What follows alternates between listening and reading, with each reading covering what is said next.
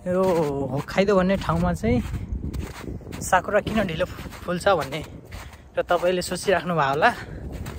So यो के छ भने यहाँ अहिले पनि अझै देख्न सक्नुहुन्छ यहाँ चाहिँ हिउँ छ। त्यो हिउँले गर्दाखेरि यहाँ बोटहरूमा पत्ताहरू पनि हुँदैन, लगभग सबै झरिसकेको हुन्छ सुरुमै।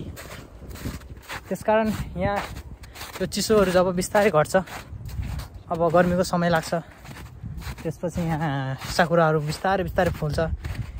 यो होक्काइदोमा साकुरा भनेको लगभग अप्रिल 20 पछि चाहिँ फुल्छ भन्ने कुरा मैले सुनेको थिएँ। अब के हो अझै थाहा छैन, अब लगभग टाइम चाहिँ लाग्ने रहेछ अझै जस्तो लाग्छ मलाई। सो टोकियोतिर चाहिँ यो चाहिँ मजाले फुलेको छ, जताततै छ पार्कहरू। नेपालीहरू पनि धेरै छन्, उता घुमफिर हुन्छ, उता साथीहरूसँगले फोनसोन गरिरहेको हुन्छ, थाहा हुन्छ। जस यो चाहिँ देख्न सक्नुहुन्छ यहाँ चाहिँ एउटा यो कफी हाउस हो। कफी भनेको यहाँ लगभग त्यही कफीहरू पाउँछ, चियाहरू पाउँछ, यस्तो छ। पार्कमा अफिसहरू पनि छ यता कता।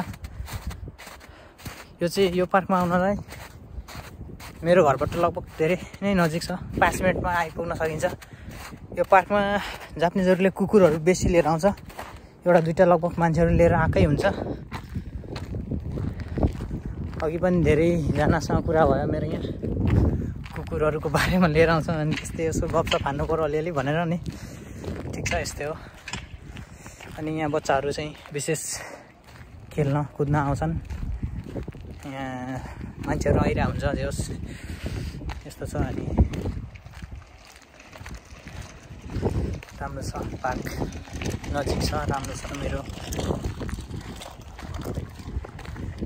यता भनेको गयो बच्चा बच्ची आमाहरू। यहाँ चाहिँ पार्किङ छ सानो। यता चाहिँ फुकुईको गाडी हो। यो गाडीमा चढ्ने बित्तिकै तपाईँको 240 रुपियाँ भइहाल्यो। यस्तो छ, दृश्यहरू हेर्न सक्नुहुन्छ यता, राम्रो छ एकदम। अब चाहिँ म फर्किँदैछु घरतिर। अब धेरै टाइम भइसक्यो, अब रेस्ट गर्नुपर्छ। भोलिदेखि ड्युटी छ।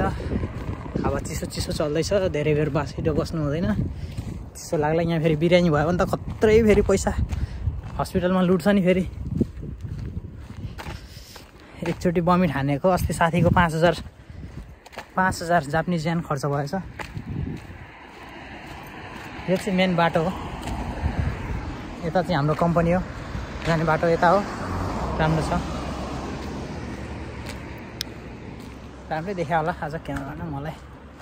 यो चाहिँ मेरो भ्लग हो, यहाँ साथीले पोस्ट गर्छु भनेर आफ्नो पेजमा मलाई यहाँ रिक्वेस्ट गरेको थियो।